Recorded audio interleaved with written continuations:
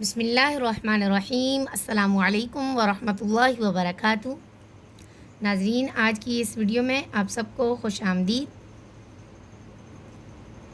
آج کے اس سبق میں ہم انشاءاللہ العزیز تنوین کے بارے میں سیکھیں گے۔ تنوین کیا ہے؟ دو زبر، دو زیر، دو پیش کو ہم تنوین کہتے ہیں۔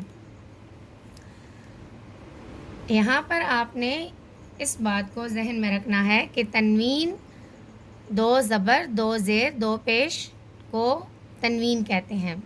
اب تنوین کو پڑھنے کے ساتھ ساتھ تنوین اور ساکن کا آپس میں آواز کا تعلق ہے، یعنی با دو زبر بن، با نون زبر بن۔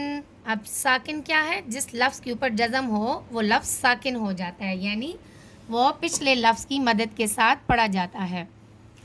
اب ہمیں یہاں پر نہیں پتہ کہ با دو زبر بن کو لکھا ہوا تو ہے، ہم اسے پڑھ نہیں سکتے، تو ہم اسے پڑھنے کے لیے ساکن کی مدد لیں گے۔ ہم نے یہاں پہ نون ساکن لکھ دیا اور پیچھے با کا لفظ لے لیا، با کے اوپر ایک زبر لے لی، تو ہم نے جب با نون زبر بن پڑھا تو ہمیں پتہ چل گیا کہ با دو زبر بن، یعنی یہ جو دو زبر ہے اس کے اوپر والی زبر میں کہیں نہ کہیں جزم چھپا ہوا ہے، یعنی دونوں حروف کی ایک جیسی آواز ہے۔ جیسے ہم نے با دو زبر بن پڑھا، با نون زبر بن، اسی طرح با دو زیر بن، با نون زیر بن، با دو پیش بن، با نون پیش بن، بن بن بن، یہ بھی بن بن بن۔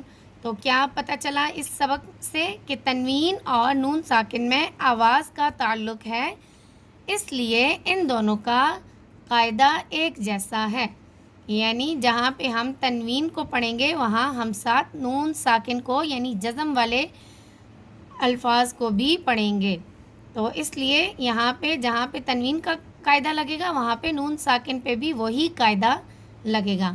تو آئیے کچھ لفظوں کی تنوین کے ساتھ ہم مشق کرتے ہیں۔ حمزہ زبر آ، با زبر با، دال دو زبر دن، آبا دن۔